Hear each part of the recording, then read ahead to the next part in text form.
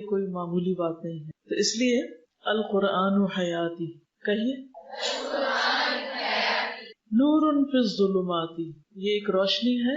کریے ترجمہ. کس چیز کے اندھیرے؟ جہالت کے اندھیرے، غم کے اندھیرے، خوف کے اندھیرے، مستقبل کے بارے میں جو اندیشے ہیں ان کے اندھیرے کہ کل ہمارے ساتھ کیا ہوگا، ان سب میں یہ ایک نئی راہ دکھاتا ہے، ایک روشنی دکھاتا ہے. نور فی الظلمات، ہر طرح کے اندھیروں میں قرآن ایک روشنی. اندھیرا کیا ہوتا ہے؟ ایک ایسی کیفیت جس میں انسان کو کچھ سجائی نہ دے، کچھ سمجھ میں نہ آئے کہ مجھے کیا کرنا ہے، کس طرف جانا ہے، میرے لیے کیا فائدہ مند ہے اور کیا نقصان دہ ہے. کبھی ہوا آپ کے ساتھ ایسے کہ آپ زندگی میں کسی ایسے موڑ پہ کھڑے ہوں، ایسے چوراہے پر کھڑے ہوں جب آپ کو یہ سمجھ نہ آ رہا ہو کہ آپ کو آئندہ کس طرف کا رخ اختیار کرنا ہے، کسی خاص موقع کے اوپر آپ کو کیا طرز عمل اختیار کرنا ہے، تو اس وقت آپ قرآن پڑھنا شروع کر دیتے ہیں. اور کیا ہوتا ہے؟ جواب مل جاتا ہے. کیا آپ سب کو قرآن سے جواب ملے؟ ہر روز ملتے ہیں، ہر روز قرآن سے جواب ملتے ہیں. دل پہ ایک اندھیرا سا آتا ہے، ایک غم سا آتا ہے، ایک انجانے خوف کی سی کیفیت آتی، اور پھر جب آپ قرآن کھولتے ہیں تو آپ کو آنسر مل جاتا ہے. یہی وہ نور ہے، یہی وہ روشنی ہے، یہی وہ ہدایت ہے جو انسان کی مسلسل رہنمائی کرتی رہتی. اور یہ اندھیرے صرف دنیا میں نہیں ہے، مرنے کے بعد اندھیرا کہاں ہے؟ قبر میں. وہاں کس سے روشنی ہوگی؟ قرآن سے روشنی ہوگی. قیامت کے دن جب لوگ اٹھیں گے تو دو طرح کے لوگ ہوں گے، کچھ اندھیروں میں ہوں گے اور کچھ روشنی میں ہوں گے. تو روشنی کس کو نصیب ہوگی؟ اہل القرآن کو، جنہوں نے اپنی زندگی قرآن کی رہنمائی میں اور قرآن کی روشنی میں گزاری. تو نور فی الظلمات، سوچ کے پڑھیے. تو اس کو چھوڑ تو نہیں سکتے نا، یہ تو لائٹ ہے ہمارے لیے. زندگی کا سارا یہ سفر اندھیرا ہے سوائے اس کے جس کے پاس اس کی روشنی. ہم سب اندھیروں میں ہیں سوائے ان کے جن کے پاس قرآن کا نور ہے. وہی صحیح اور غلط کا فرق پہچانتے ہیں. ورنہ تو امیجن کریں ایک اندھیری سیاہ رات، آپ کہیں جا رہے ہیں، رات کا اندھیرا بھی ہے اور پھر بادل بھی ہے اور اوپر سے بارش بھی برس رہی ہے. تو خواہ آپ کی گاڑی کی کتنی بھی تیز لائٹس ہوں، کیا عالم ہوتا ہے سڑک پر؟ کچھ نظر آتا ہے؟ نہیں نظر آتا نا. اس وقت آپ کو سڑک پہ لگی ہوئی بتیاں فائدہ نہیں دیتی سوائے ان بتیوں کے جو آپ کی گاڑی کے ساتھ لگی ہوتی ہیں، اور ان کی روشنی میں آپ تھوڑا تھوڑا راستہ دیکھ کر اپنی رفتار کم یا زیادہ کر لیتے ہیں. بالکل اسی طرح اس زندگی میں بھی بہت سے اندھیرے ہیں، اس دنیا میں بہت سے اندھیرے ہیں. جب آپ کے پاس لائٹ ہوتی ہے تو آپ اس کی روشنی میں اچھے برے کو پہچانتے ہوئے گزرتے چلے جاتے ہیں. مجھے کیا کرنا ہے اور کیا نہیں کرنا. جب روشنی ہوتی ہے تو گاڑیاں ٹکراؤ سے بچ جاتی ہیں، لیکن جو شخص اندھیرے میں چلتا ہے وہ کسی بھی چیز سے نقصان اٹھا سکتا ہے. حتیٰ کہ آپ پیدل بھی چل رہے ہوں اور اگر آپ کے پاس ٹارچ نہ ہو اور خصوصاً آپ کسی جنگل میں چلے جا رہے ہوں تو پھر کیا ہوتا ہے؟ کوئی سانپ، کوئی بچھو، کوئی بھی چیز آپ کو کاٹ سکتی، کوئی چیز آپ کو ٹکرا سکتی یا آپ کسی چیز سے ٹکرا سکتے ہیں. لیکن اگر آپ کے پاس روشنی ہو تو آپ کو نظر آتا جاتا ہے. جب رات کو لائٹ چلی جاتی اور آپ کو اٹھ کر صرف واش روم تک ہی جانا ہو تو کیا چاہیے ہوتا ہے؟ روشنی چاہیے ہوتی ہے، کینڈل چاہیے، ٹارچ چاہیے. اور اب تو اللہ بھلا کرے موبائل بنانے والوں کا کہ جنہوں نے اس میں ٹارچ لگا دی ہے یا اس کی اپنی روشنی، اب لوگ اس کی روشنی سے استفادہ کرتے ہیں. لیکن اس کے اندر بھی اندھیرے بھی ہیں اور روشنی بھی ہے. یہ ڈپینڈ کرتا ہے کہ آپ کیا کلک کرتے ہیں، کیا دیکھتے ہیں. تو قرآن کیا ہے؟ نور فی الظلمات، ان سارے اندھیروں میں ایک روشنی ہے کہ میرا راستہ کون سا ہے اور مجھے کیا کرنا ہے، کس طرف کو جانا ہے. انسی فی خلواتی، انسی فی خلواتی، قرآن کیا ہے؟ میری انسیت ہے. کس میں؟ فی خلواتی، میری تنہائیوں میں. جس شخص کے پاس قرآن ہوتا ہے اور جس کا تعلق قرآن کے ساتھ ہوتا ہے وہ کبھی تنہا نہیں ہوتا، اس کو تنہائی نہیں ڈستی، وہ تنہائی کو بھی انجوائے کرتا ہے. یہ بڑے حیرت کی بات ہے. کیوں؟ اس لیے کہ قرآن اللہ کا کیا ہے؟ کلام. یہ آپ سے باتیں کرتا ہے، اور جب قرآن باتیں کرتا ہے تو پھر کون اکیلا ہوتا ہے؟ آپ اس کو پڑھ رہے ہوتے ہیں اور وہ آپ کو بتا رہا ہوتا ہے، وہ آپ کو خطاب کر رہا ہوتا ہے. یا ایھا الذین آمنوا، یا ایھا الناس، بار بار پکارتا ہے اور آپ کو بتاتا ہے کہ کیا کرنا چاہیے اور کیا نہیں کرنا چاہیے. اور ویسے بھی کسی بھی وقت تک جب آپ لونلی محسوس کرنے لگے تو کسی بھی طرح قرآن سے تعلق قائم کریں، چاہے اس کی ریڈنگ شروع کر دیں، چاہے اس کی تلاوت شروع کر دیں، چاہے کوئی آپ کو سنانے والا ہو، کچھ بھی ہو، تو آپ کے اندر کی ساری وحشت ختم ہو جائے گی. کچھ لوگ زندگی میں بہت وحشت کا شکار ہیں، تنہائی کا شکار ہیں، ڈپریشن کا شکار ہیں، اور انہوں نے اپنی زندگی مزریبل بنائی. کل ہم جب کراچی آ رہے تھے تو ہم 2 خواتین کے ساتھ ایک تیسری خاتون بیٹھی ہوئی، تو ان سے جب گفتگو ہوئی تو انہوں نے اپنے گھر کے کچھ حالات بتائے اور اپنی ایک بہن کا واقعہ بتایا کہ جن کی بہت ینگ ایج میں شادی ہوئی تو ان کے شوہر اچانک انتقال کر گئے، ابھی کوئی بچے وغیرہ بھی نہیں تھے. تو بہت بڑا صدمہ تھا، بہت بڑا حادثہ تھا. بہرحال ماں باپ کے گھر واپس آ گئی. اس کے بعد کچھ سال کے بعد ماں باپ نے پھر سمجھایا بجھایا اور ایک ڈاکٹر کے ساتھ ان کی شادی کر دی. اتفاق یہ ہوا کہ کچھ سال کے بعد ان کی بھی اچانک ڈیتھ ہو گئی. دوسری دفعہ اسی قسم کا پھر حادثہ ہو. اب ایسے شخص کی حالت کیا ہو سکتی، کیا کیفیت ہو سکتی، غم کی، دکھ کی، پریشانی، کہ وہ ہر ایک سے الوف ہو گئی. دنیا کی کسی بھی چیز میں ان کا دل نہیں لگتا، سب رشتوں سے بیزار ہو گئی، کسی چیز سے محبت نہیں کرنا چاہیے. زندگی میں کوئی ہوپ نہیں، رونق نہیں، کوئی روشنی نہیں، کوئی انسیت نہیں. حل کس میں ہے؟ قرآن میں. قرآن ہیل کرتا ہے، وہ شفا ہے. آپ کو جب صدمے پہنچنے کو تو پہنچیں گے ہی، کسی کو کسی طریقے سے اور کسی کو کسی طریقے سے. تو اس کا حل یہی ہے کہ انسان قرآن کی طرف رجوع کرے، اور جو رجوع کرے گا وہ بیماریوں سے، دل کی بیماریوں سے نجات پائے گا، اور جو اس کو چھوڑ دے گا وہ اندھیروں اور تنہائیوں میں بھٹکے گا. تو میں ایسے تمام لوگوں کو جو کسی بھی طرح کے کسی ڈپریشن کا شکار ہے، وہ کسی نہ کسی قرآن کلاس کو جوائن کر لیں، اور کچھ ہی دن کے بعد دیکھیں گے کہ ان کی دل کی حالت بدلنا شروع ہو جائے گی. اور اگر آپ لوگ بھی جو اس وقت ایمان سے بھرے ہوئے ہیں، ایک ولولے سے بھرے ہوئے ہیں اور خوشی سے بھرے ہوئے ہیں کیونکہ قرآن کی دولت آپ کو ملی ہے، اگر آپ نے بھی اس کو چھوڑ دیا تو آپ بھی اندھیروں اور وحشتوں کی طرف لوٹ جائیں گے. کیونکہ یہ روشنی ہے نا، اگر روشنی کو آپ رکھ دیں گے تو کیا ہوگا؟ اندھیرا ہو جائے گا پھر سے. یہ ایسا نہیں کہ ایک دفعہ آپ نے قرآن پڑھ لیا تو پھر ہمیشہ کے لیے بس کافی ہو گیا. یہ تو دل کی غذا ہے، روح کی غذا ہے، جسے روز انسان کو لیے رکھنا پڑتا ہے. یہ تو ہر ایک کی ضرورت ہے، ہر وقت کی ضرورت ہے. اس لیے ان سے فی خلواتی، جو شخص اس پریشانی کا شکار ہے کہ مجھے کوئی پوچھتا نہیں، میرا دنیا میں کوئی نہیں، میں تنہا ہوں، میرا کوئی ساتھی نہیں، میرا کوئی دوست نہیں، سب نے مجھے چھوڑ دیا ہے، اسے کیا کرنا چاہیے؟ قرآن کو تھام لینا چاہیے. اور قرآن کی وجہ سے آپ کو ایسے ایسے مخلص دوست اور ساتھی اور ایسے پیارے لوگ ملیں گے کہ آپ کی ساری تنہائیاں دور ہو جائیں. یعنی خود قرآن بھی آپ کی تنہائی میں آپ کا دوست ہے، لیکن قرآن کی محبت کی وجہ سے ایسے لوگ آپ کے بہترین دوست ہوں گے جن کو آپ قرآن کی وجہ سے دوست بنائیں گے. کیونکہ آپ جن لوگوں میں بیٹھتے ہیں ان کے اندر کی کیفیات کو بھی جذب کر رہے ہوتے ہیں. آپ کو کلاس کے اندر کیوں مزہ آ رہا ہوتا ہے؟ کیونکہ سب انجوائے کر رہے ہوتے ہیں. تو جب سب انجوائے کر رہے ہوتے ہیں تو آپ بھی انجوائے کرنے لگتے ہیں، کیونکہ سب کی وائبز ایک جیسی ایک دوسرے کو آ رہی ہوتی، تو ایک پورا ماحول ہوتا ہے. یہی قرآن اگر ہم اکیلے بیٹھ کے پڑھیں تو یہ کیفیت نہیں ہوتی جو ایک مجلس کے اندر ہوتی. اسی لیے حدیث میں آتا ہے وَمَجْتَمَعَ قَوْمٌ فِي بَيْتٍ مِّن بُيُوتِ اللَّهِ يَتَدَارَسُونَهُ بَيْنَهُمْ إِلَّا وَنَزَلَتْ عَلَيْهِمُ الرَّحْمَةُ وَحَفَّتْهُمُ الْمَلَائِكَةُ، کہ جب بھی کچھ لوگ اللہ کے گھروں میں سے کسی گھر میں اکٹھے ہوتے ہیں، یتلون کتاب اللہ، اللہ کی کتاب کی تلاوت کرتے ہیں، وَيَتَدَارَسُونَهُ بَيْنَهُمْ، اور آپس میں ایک دوسرے کو اس کا درس دیتے ہیں، سیکھتے سکھاتے ہیں، ڈسکشن کرتے ہیں، اس میں غور و فکر کرتے ہیں، تدبر کرتے ہیں، مل جل کر پڑھتے ہیں. تو پھر کیا ہوتا ہے؟ ان کو کیا ملتا ہے؟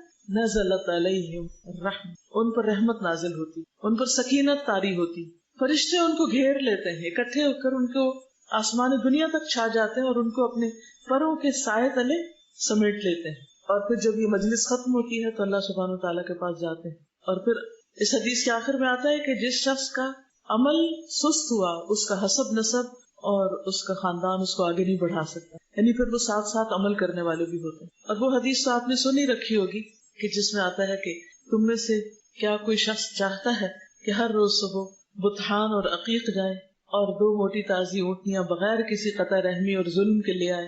تو آپ نے یہ بتا کر، اور اتفاق یہ کہ اس دفعہ مدینہ میں ابھی میں عمرہ سے واپس آ رہی ہوں اللہ کے فضل سے، تو مدینہ میں مجھے بطحان اور عقیق دونوں جگہ جانے کا اتفاق ہوا، کیونکہ یہ نام تو سن رکھے تھے لیکن مجھے پتہ نہیں تھا کہ یہ ہیں کہاں.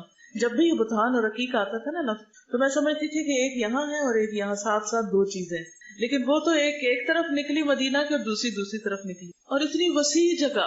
تو ان وادیوں میں ظاہر ہے کہ مختلف طرح کی ایکٹیویٹیز ہوتی تھی، وہاں پر اونٹوں کی منڈیاں لگتی ہوں گی، وہاں بہترین قسم کے سوداگر ہوتے ہوں گے، تو وہاں سے فری میں مفت میں جا کر کوئی لے آئے. تو آپ نے فرمایا کہ اس سے بہتر ہے کہ تم میں سے کوئی شخص مسجد میں آئے اور اللہ کی کتاب کی 2 آیتیں پڑھے. 2 آیتیں پڑھے یا پڑھائے، سیکھے سکھائے. تو جب میں مسجد نبوی جاتی تو اس خیال سے کچھ آیتیں پڑھ لیتی کہ یہاں آ کر اس مسجد میں پڑھنا وہ اونٹنیوں کے حاصل کرنے سے بہتر ہے. اب یہ آیتیں آپ سوچ سکتے ہیں، آپ ہو سکتا ہے کہیں کہ ہم قرآن کھول کے پڑھیں، نہیں، آپ اگر 2 قرآنی دعائیں پڑھ لیتے ہیں تو 2 آیتیں پڑھ چکے ہیں. تو بعض اوقات رش بھی ہوتا ہے نا، تو آپ قرآن نہیں نکال سکتے یا اپنے ساتھ نہیں لے جا سکتے، تو آپ کیا کریں، قرآنی اور مسنون دعاؤں کی کتاب یا ایپ نکال کے، اپلیکیشن بھی ہے نا، آپ اس کو نکال کر چند دعائیں پڑھ لیں. دعا کی دعا، آیت کی آیت، ثواب کا ثواب، اس سے زیادہ اور کیا چاہیے ہمیں. تو آپ میں سے جو بھی مسجد نبوی جائے وہ اس سنت پر ضرور عمل کرے. تو بتھان اور عقیق کی وادیوں سے اونٹنیاں لے کر آئے. تو آپ لوگ بھی ہر روز یہ اونٹنیاں سمیٹ سکتے ہیں، ہر روز، یا اپنے گھر والوں کے ساتھ 2 آیتیں پڑھ لیں، یا اپنے کولیگز کے ساتھ، جہاں بھی آپ جا رہے ہیں، اس اسکول جا رہے ہیں، یونیورسٹی جا رہے ہیں، کہیں جاب کے لیے جا رہے ہیں، شادی ہو کر کہیں جا رہے ہیں، کسی بھی جگہ، تو آپ کیا کریں، ہر روز قرآن پڑھیں. اور پھر خاص طور پر سیکھنے سکھانے کا عمل، زندگی کے ہر دن میں کسی نہ کسی کو کچھ نہ کچھ ضرور سکھائیں. آج آپ کی تکمیل ہوئی، کل سے ہی اگر آپ سورۃ الفاتحہ کسی کے ساتھ بیٹھ کر پڑھ لیں، اس کو لفظی ترجمہ سکھا دیں، لمبی چوڑی تفسیر نہ بھی کریں، تھوڑا سا بھی اس کسی کے ساتھ مل کر علمی مذاکرہ کر لیں، آپ کی روح جاگتی رہے گی، آپ پر کبھی ڈپریشن نہیں آئے گا. گارنٹی دیتی ہوں. جو لوگ اس کام میں مشغول ہوتے ہیں وہ غموں اور دکھوں سے بے نیاز ہو جاتے. یہ نہیں کہ ان کی زندگی میں غم اور دکھ ہوتے نہیں، ہوتے ہیں، سب کی زندگی میں ہوتے ہیں، لیکن قرآن کا سیکھنا اور سکھانا ایک ایسا عمل ہے جو انسان کو غم سے نجات دیتا ہے. امی کے ساتھ بیٹھ جائیں، دادی کے ساتھ بیٹھ جائیں، ابا کے ساتھ بیٹھ جائیں، بھائی کے ساتھ بیٹھ جائیں، بہن کے ساتھ، بیٹی کے ساتھ. کوئی نہیں گھر سے سنتا تو محلے کے بچوں کو اکٹھا کر لیں، لیکن کوئی نہ کوئی طریقہ مل کے پڑھنے کا جاری رکھیں. اس طرح آپ اس کو بھولیں گے نہیں اور آپ کی زندگی ایک خوشحال زندگی ہوگی. کیا یہ بات سمجھ میں آ گئی آپ کو؟ صحیح، واقعی سوچ لیا آپ نے کس کے ساتھ پڑھنا ہے؟ سوچ لیا نا. کوئی نہ کوئی تو سن ہی لے گا، اور اگر کوئی بھی نہیں سننے والا تو کیا کریں گے آپ؟ کوئی بھی نہیں سنتا، کوئی بھی نہیں مانتا، تو آپ خود قرآن لے کر بیٹھ جائیں گے بلند آواز سے، دل میں نہیں، بلند آواز سے کچھ آیتیں پڑھیں گے اور اس کا ترجمہ بھی پڑھیں گے. اگر آپ اس کی ریویژن کرتے رہے تو آپ کو یہ بھولے گا نہیں، ورنہ تو قیامت کے دن کیا ہوگا؟ وقال الرسول یا رب ان قوم اتخذوا هذا القرآن مہجورا. رسول کہیں گے کہ اے میرے رب، میری قوم نے اس قرآن کو چھوڑ دیا تھا. کیا آپ یہ چاہتے ہیں کہ قیامت کے دن رسول اللہ صلی اللہ علیہ وسلم آپ کے بارے میں یہ فرمائیں کہ آپ نے قرآن کو چھوڑ دیا تھا؟ آپ کے ماں باپ نے آپ کو پڑھنے کے لیے بھیجا، آپ کے ٹیچرز نے آپ کو پڑھایا، آپ کے ساتھ دن رات محنت کی، آپ کے سبق سنے، آپ کے پیپر چیک کیے، آپ کے ریزلٹ تیار کیے، آپ کے سرٹیفکیٹس بنائے، آپ کے لیے جگہ تیار کی، آپ کے لیے سارے انتظامات کیے، اور آپ یہ سارا خزانہ لینے کے بعد اس کو بھول جائیں؟ کیا خیال ہے؟ کیا احسان کا بدلہ ایسے ہی دیتے ہیں؟ ان سب کا احسان ہے نا ہم پر، تو اس کا بدلہ کیا ہے کہ ہم ان کے لیے صدقہ جاریہ بنے. اور صدقہ جاریہ صرف پڑھ کے نہیں بنا جا سکتا جب تک کہ اس کو آگے نہ چلایا جائے، اس کو پڑھتے رہیں. شادی کے دن بھی پڑھیں، گھر میں کوئی فوتگی ہو جائے اس دن بھی پڑھیں، کہیں سفر پہ جا رہے ہیں اس دن بھی پڑھیں، پڑھنا نہ چھوڑیں. اب تو اگر قرآن مجید آپ کے پاس نہیں تو موبائل پر بھی قرآن مجید کی اپلیکیشن موجود ہیں. کوئی بہانہ ہی نہیں رہ گیا کہ اوہ آج ہم اس لیے نہیں پڑھ سکے کیونکہ وہ ہمارے پاس کچھ تھا نہیں، وہ میرا قرآن گھر میں رہ گیا. نہیں، کہیں پر بھی ہو، پڑھتے رہیے. اگر آپ پڑھتے رہیں گے تو آپ کی بہاریں کبھی بھی خزاں میں نہیں بدلیں گی، یہ بہاریں ہی رہیں گی. اور اگر آپ نے کر بلا دیا تو پھر کیا ہوگا؟ من اعرض عن ذکری فإن له معیشۃ ضنکا. جس نے میرے ذکر سے منہ موڑا میں اس کے لیے زندگی تنگ کر دوں گا. اس کے دل میں تنگی، اس کے گھر میں تنگی، اس کے حالات میں تنگی، اس کے مال میں تنگی، ہر چیز میں تنگی شروع ہو جائے گی. ضروری نہیں کہ وہ چیزیں واقعی تنگ ہو، چھوٹی ہو، نہیں، وہ دل کی تنگی ہوگی جس میں ہر چیز پھر تنگ نظر آئے گی کہ آپ لوگوں سے بھی تنگ ہوں گے. کیونکہ ہوتا پتہ کیا ہے، جب قرآن پڑھتے نا آپ کے دل میں ایک نور ہوتا ہے، ایک روشنی ہوتی ہے اور دل کھلا ہوتا ہے. پھر تھوڑی سی بھی جگہ مل جائے، جیسے حرم میں جاتے ہیں، تھوڑی سی بھی جگہ مل جائے تو کتنے خوش ہوتے ہیں، مجھے جگہ مل گئی، مجھے سخت میں جگہ مل گئی. حالانکہ ادھر سے بھی دھکے پڑ رہے ہوتے ہیں، ادھر سے بھی پڑ رہے ہوتے ہیں اور آپ انتہائی تنگ ہوتے ہیں، لیکن پھر بھی خوش ہوتے ہیں. تو وہاں جگہ کی تنگی تو اصل تنگی نہیں، اصل میں تو دل کی تنگی ہے کہ آپ گھر میں بھی ہوں تو آپ کو دل نہ لگے، آپ کے اندر ایک جکڑاؤ ہو اور ایک پکڑ ہو. یہ سب اس وجہ سے ہوتا ہے کہ انسان قرآن کا حق ادا نہیں کرتا. تو انسی فی خلواتی، میری تنہائیوں میں میری انسیت، یہ قرآن میرا دوست، میرا رہنما، میرے دل کی بہار، میرے سینے کا نور، پھر کسی چیز کی کمی رہتی ہی نہیں. آزما کے دیکھ لیجیے، کیونکہ یہ سب چیزیں میری اپنی آزمائی ہوئی ہیں. جب دل میں قرآن کی خوشی ہوتی ہے تو مسکرانا بھی آ جاتا ہے، دوسروں کی غلطیاں بھی معاف کرنی آ جاتی ہیں، بڑے سے بڑے مشکل کام بھی آسان ہو جاتے ہیں. لیکن اگر دل میں قرآن کی خوشی نہیں، روشنی نہیں، ہر چیز سورج کی روشنی میں بھی اندھیری دکھ رہی ہوتی ہے. جیسے کھانا نہ کھائیں تو آنکھوں کے آگے اندھیرا آنے لگتا ہے بھوک سے، تو روح بھی بھوکی ہو جاتی ہے، وہ بھی آنکھوں کو اور دل کو اندھیرا کر دیتی، پھر کچھ نظر نہیں آتا. تو کسی کی خاطر نہیں، اپنی خاطر اس قرآن کو پڑھتے رہیے، ورنہ زندگی تنگ ہو جائے گی. وَنَحْشُرُهُ يَوْمَ الْقِيَامَةِ أَعْمَى، اور قیامت کے دن ہم اس کو اندھا اٹھائیں گے. قَالَ رَبِّ لِمَ حَشَرْتَنِي أَعْمَى، انسان کہے گا یا رب مجھے اندھا کیوں اٹھایا؟ قَالَ كَذَلِكَ أَتَتْكَ آيَاتُنَا فَنَسِيتَهَا، اللہ تعالیٰ فرمائے گا ہماری آیات تمہارے پاس آئی تھی، تم نے ان کو بھلا دیا ان کو. تو کیا آپ بھی ان میں شامل ہونا چاہتے ہیں جو قرآن کو پڑھ کر بھلا دے؟ نہیں، اس کو یاد رکھنے کے طریقے معلوم ہونے چاہیے. اور یاد رکھیے کہ اکیلے اس پر جمنا اور اس پہ چلنا مشکل ہوتا ہے. کوئی نہ کوئی اپنا بڈی بنا لے، کوئی نہ کوئی اپنے ساتھ ملا لے، کچھ کر لیں، اور باہر نہیں تو اندر گھر میں اپنے بچوں کے ساتھ گروپ بنا لے. لیکن اجتماعی زندگی بسر کریں، تنہائی والی زندگی نہ بسر کریں. اس میں آپ دیکھیے کہ اللہ سبحانہ وتعالیٰ کے کتنے احکامات ہیں جو ہم سب کو اکٹھے مخاطب کیا جاتا ہے.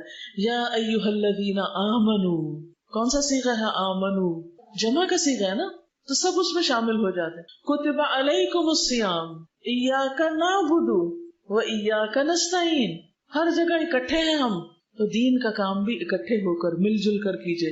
اگر آپ تنہا ہو جائیں گے تو وقت کے ساتھ آپ ختم ہو جائیں گے، آپ کا کام بھی ختم ہو جائے گا. لیکن اگر آپ کے ساتھ آپ کے ساتھی ہیں، آپ کے دوست ہیں، تو وہ آپ کے مرنے کے بعد بھی آپ کے لیے صدقہ جاریہ بنے رہیں گے. اس لیے اس کو چھوڑنا نہیں. نور فی الظلمات انسی فی خلواتی یا سعدی و ہنائی، یا سعدی اے میری خوش نصیبی. یہ خوش نصیبی کس چیز سے ہے؟ قرآن سے. حدیث میں آتا ہے ان اللہ لیرفع بہذا الکتاب اقواما ویدع بہ آخرین، اللہ اس کتاب کے ذریعے کچھ قوموں کو، کچھ لوگوں کو بلندی عطا کرتا ہے. آپ کی عزت، آپ کی بلندی، آپ کا ذکر خیر آسمانوں میں کس وجہ سے؟ اس کتاب کی وجہ سے. وَيَدَعُ بِهِ آخَرِينَ، اور اسی کی وجہ سے کچھ کو ذلیل کر دیتا ہے، نیچے گرا دیتا ہے. جو اس کو پکڑنے کے بعد چھوڑ دیتے ہیں ان کے لیے پھر ذلت اور رسوائی ہوتی ہے، وہ عزت کے مقام سے گر جاتے ہیں. اس لیے یا سعدی و ہنائی، اے میری خوش نصیبی اور اے میری خوشحالی. ہنا عمدہ زندگی، خوشحال زندگی، یعنی اس قرآن کی وجہ سے میری زندگی میں خوبصورتی ہے، خوشحالی ہے، امن اور سکون ہے. کیونکہ اللہ کا وعدہ ہے کہ جو ایمان لائیں گے اور عمل صالح کریں گے فَلَنُحْيِيَنَّهُ حَيَاةً طَيِّبَةً، ہم اس کو عمدہ زندگی بسر کروائیں گے. یعنی دنیا میں بھی اس کے لیے بہت سی انجوائمنٹ ہوگی، دنیا میں بھی بہت سی رحمتیں ہوں گی. القرآن حیاتی، قرآن میری زندگی ہے. اس کے بغیر تو زندہ رہنے کا تصور بھی نہیں کیا جا سکتا، سوچا بھی نہیں جا سکتا. اس کے بغیر تو زندگی نہیں. سوچئے کہ آپ کے دل کے ساتھ ایسا ہے، کیا ایسا عزم اور ارادہ ہے آپ کے اندر کہ یہی میری زندگی ہے، یہی میرا سب کچھ ہے؟ اور اس سے بڑھ کر بھی بہترین کوئی چیز ہے تو مجھے بتا دیجیے. اس سے اچھا کیا ہے دنیا میں؟ بتائیے مجھے. کوئی عہدہ، کوئی حکومت، کوئی منصب، کوئی مال و دولت، کوئی شہرت، کوئی چیز، کچھ بھی نہیں. هو خیر مما یجمعون، یہ بہتر ہے ہر اس چیز سے جسے لوگ جمع کر رہے ہیں، اکٹھا کر رہے ہیں. مال و دولت، زیورات اور پیسوں کے ڈھیر اور سواریاں اور گھر اور کپڑے اور لباس اور ڈیزائنرز کے بیگ اور جوتے، ان سب چیزوں سے بہتر ہے یہ قرآن. اس کو نہیں چھوڑنا، اس کا پڑھنا نہیں چھوڑنا، اس کا سمجھنا نہیں چھوڑنا، اس کا پڑھانا نہیں چھوڑنا، اس کو آگے پھیلانا نہیں چھوڑنا، کیونکہ یہی ذریعہ نجات ہے. پڑھیے اس شعر کو دوبارہ کہیے. القرآن حیاتی نور ملأ القلب، نور ایسا نور ہے، ملأ جس نے بھر دیا، القلب دل کو. آپ کو یہ فلفلمنٹ محسوس ہوتی کہ کچھ چیز ہے جو بھر گئی اندر، دل بھر گیا، یعنی ایک سینس آف اچیومنٹ ہے کہ کچھ حاصل کیا ہے. یہ نور دل میں بھر گیا. ففاض، تو وہ چھلک پڑا، بحب کتاب اللہ، اللہ کی کتاب کی محبت سے. قرآن پڑھنے سے جو روشنی ملی وہ دل میں ایسی سمائی کہ دل اللہ کی کتاب یعنی اس قرآن کی محبت سے بھر گیا ہے اور چھلک پڑا ہے. کسی بھی چیز کی محبت جب حد سے زیادہ ہو جاتی ہے تو پھر کیا ہوتی ہے؟ وہ ظاہر ہونے لگتی ہے. کہتے ہیں نا عشق اور مشق چھپائے نہیں چھپتے، کیونکہ انسان چھپا ہی نہیں سکتا. جو دل میں بھر جاتی ہے نا چیز، وہ زبان پہ لائے بغیر رہ ہی نہیں سکتا. آپ بے بس ہو جاتے ہیں، آپ کو چین ہی نہیں آتا جب تک اس کا تذکرہ نہ کریں، اس کی بات نہ کریں، اس کا ذکر خیر نہ کریں. کوئی بھی چیز جس سے آپ کو محبت ہے اس کے بارے میں سوچیے. آپ کیا کرتے ہیں؟ ہر وقت دل میں اس کا خیال، اور پھر ہر وقت زبان پہ اس کی باتیں. تو جن لوگوں کو قرآن کی دولت نصیب ہو جاتی، پھر ہر وقت ان کے دل میں کیا آتا ہے؟ کبھی کوئی آیت، کبھی کوئی آیت. آپ کے ساتھ ہوتا ہے؟ اتنا خوبصورت ہے یہ ایکسپیرینس کہ آپ چل رہے ہوتے ہیں اور کوئی چیز دیکھتے ہیں، فوراً قرآن کی آیت بھی ہے. آپ کو کوئی پریشان کرتا ہے، آپ اس کی بات سنتے ہیں اور فوراً قرآن کی کوئی آیت آپ کی زبان پہ آ جاتی. ہر وقت فلیش بیک کرتی رہتی. کوئی موقع ایسا نہیں ہوتا کہ جس وقت قرآن کی کوئی آیت یاد نہ آئے. یہ علامت ہوتی ہے، یہ نشانی ہوتی ہے کہ واقعی آپ قرآن سے محبت کرتے ہیں. اور اگر یہ کیفیت نہیں ہوئی ابھی تک بھی آپ کی، تو اس کا مطلب یہ ہے کہ آپ نے قرآن کو ابھی دل میں نہیں اتارا. ابھی وہ صرف حلق تک رہا ہے. تجوید سیکھی ہے بس، ابھی آپ نے سمجھا نہیں کہ جب تک وہ حلق تک رہتا ہے صرف مخارج ہی اچھے ہوتے ہیں اور وہ ایمان دل میں نہیں اترتا، اور دل سے پھر آپ کی زبان پہ نہیں آتا، آپ کی نگاہوں کی چمک نہیں بنتا، آپ کے چہرے اور آپ کی زندگی کا نور نہیں بنتا، تو گویا قرآن ابھی آپ کی زندگی میں آیا نہیں. ابھی آپ کو اور وقت لگانا چاہیے، کیونکہ جب قرآن دل میں آ جاتا ہے نا تو پھر نہ مال و دولت اچھا لگتا ہے اور نہ اولاد اس درجے میں اچھی لگتی، اور نہ ہی زندگی میں کوئی اور چیز اتنی پسند آتی ہے انسان کو. کیونکہ انسان کو پتا ہے کہ قیامت کے دن یوم لا ينفع مال ولا بنون الا من اتى الله بقلب سلیم. پھر قرآن قلب سلیم عطا کرتا ہے، اور ہر چیز سے زیادہ انسان کو اسی چیز کی محبت ہو جاتی، اور ہر چیز کو پیچھے چھوڑ کر انسان اس کے ساتھ اپنا تعلق قائم رکھتا ہے، چاہے پڑھنے پڑھانے کا ہو، چاہے اس پر عمل کرنے کا ہو، یا کسی کی رہنمائی کرنے کا ہو اس کے ساتھ، یا اس کی کسی بھی طرح خدمت کرنے کا. پھر انسان کے اندر ایک آگ بھڑک اٹھتی ہے کہ میں اس قرآن کو دنیا کے ہر شخص تک پہنچا دوں، ہر زبان میں پہنچا دوں، ہر طریقے سے پہنچا دوں. پھر پکار اٹھتی ہے قرآن فار آل. یہ اس تڑپ کے بغیر نہیں آتا کہ قرآن فار آل، کیونکہ نور ملأ القلب، اس نور نے دل کو بھرا. ففاض بحب کتاب اللہ، تو اللہ کی کتاب کی محبت سے بہہ گیا، بہہ پڑا، چھلک پڑا، ہر طرف اس کا پیغام عام ہونے لگا. کیا آپ نہیں چاہتے کہ ایسی محبت آپ کو نصیب ہو کہ آپ کے ذریعے قرآن ہر طرف پھیلے، آپ اس کو بندے بندے تک پہنچانے کا ذریعہ بن جائیں؟ کیونکہ جس کا اس کام میں جتنا حصہ ہوگا اس کا اجر و ثواب بھی اتنا ہی زیادہ ہوگا، اس کی روشنی بھی اتنی ہی زیادہ ہوگی. یہ کسی پر احسان نہیں، یہ مجھ پر احسان نہیں، ماں باپ پر احسان نہیں، یہ کسی اور پر نہیں. اور اس کے ساتھ ساتھ اگر آپ اس کو زبانی بھی یاد کریں تو قیامت کے دن آپ کو وہ نور ملے گا، وہ تاج ملے گا. نہ صرف یہ کہ آپ کو، آپ کے والدین کو بھی ملے گا. تو سوچ لیجئے آپ نے اپنا مستقبل کیا بنانا ہے. وہ اللہ سبحانہ وتعالیٰ کی طرف سے ملنے والے ریوارڈ اور ترقیاں اور بلندیاں چاہیے، یا دنیا کی حقیر حقیر چیزیں جو دوسرے دن ختم ہو جانی، جو ساری پیچھے چھوڑ کے جانی، ایک بھی ساتھ نہیں جانی؟ کیا چاہیے؟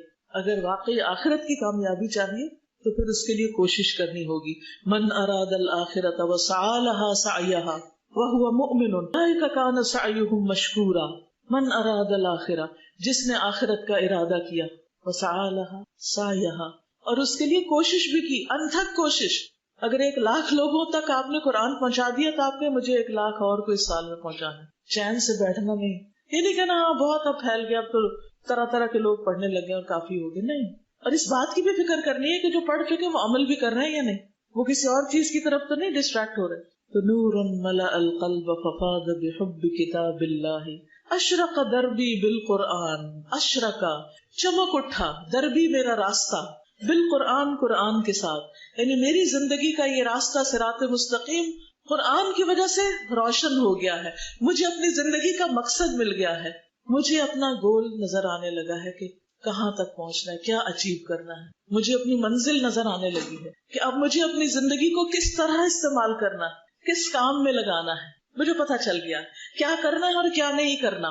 مجھے راستے کے نشان نظر آنے لگ گئے ہیں. فشکرن یا ربا، تو شکر ہے اے میرے رب. شکرن یا ربا، شکر ہے اے رب. اے رب تیرا بہت ہی شکر کہ تو نے مجھے قرآن کے ذریعے منزل دی، روشنی دی. کیا آپ کے ساتھ بھی یہ ہوا کہ قرآن پڑھ کر آپ کو پتا چل گیا کہ آپ کو اس زندگی سے کیا کمانا ہے؟ کیا کمانا ہے؟ آخرت کمائی، اور آخرت میں کیا حاصل کرنا ہے. جنت، اور جنت میں سب سے بڑی نعمت کیا ہے؟ اللہ کی رضا. اور اگر اللہ کی رضا حاصل ہو گئی تو کیا دیکھنے کو ملے گا؟ اللہ کا چہرہ. وہ ہے ہماری منزل. کہاں اللہ کا چہرہ اور کہاں بندوں کے چہرے. ہم صرف انہی کے لیے تڑپتے رہتے کہ ان کی شکل نظر آ جائے، بیٹے کی شکل نظر آ جائے، میاں کی شکل نظر آ جائے، فلاں کی آ جائے، فلاں کی آ جائے، کہ بس یہی گول ہے. بس صرف انسانوں کو دیکھ کر ہی خوش ہوتے رہنا ہے اور صرف اسی کی تمنا کرنی اور اس سے آگے کچھ بھی نہیں. یہ تو بہت چھوٹی چیز ہے جو آپ نے اپنا ایم بنائی. یہ تو مقصد صحیح نہ ہوا. انسانوں سے بھی محبت اللہ کی خاطر کرتے ہیں کہ اس محبت سے میرا رب راضی ہو جائے، کیونکہ اللہ کی خاطر محبت ایمان کی ایک مضبوط کڑی ہے. مضبوط کڑی کا مطلب یہ ہے کہ مضبوط حلقہ جس کو آپ تھام لیں تو آپ پھر بھٹکیں گے نہیں انشاءاللہ. کیونکہ جس شخص سے اللہ کی خاطر محبت ہوگی وہ اللہ سے محبت کرتا ہوگا، وہ آپ کے دل میں بھی اللہ کی محبت جگاتا رہے گا. تو اس سے کیا ہوگا؟ عمل کرنا آسان ہو جائے گا. اور اگر آپ نے محبت کی ایسے لوگوں سے جو اللہ کو بھولے ہوئے ہیں، اللہ سے بہت دور ہیں، تو پھر کیا ہوگا؟ وہ آپ کو بھی بھلوا دیں گے، آپ کو بھی دور کر دیں گے، پھر آپ دنیا میں لگ جائیں گے. اور جس لمحے آپ دنیا میں لگے گویا آپ نے اپنی منزل کھو دی، آپ کا راستہ گم ہو گیا. تو اشرق دربی بالقرآن فشکرا یا ربا، فشکرا یا ربا. اور میرے عظیم رب تیرا بہت ہی شکر. یمحو عتم اللیل، یمحو عتم اللیل المظلم یروی ظمأ الروح یجعلنا من اہل اللہ یطیب به المجروح. یمحو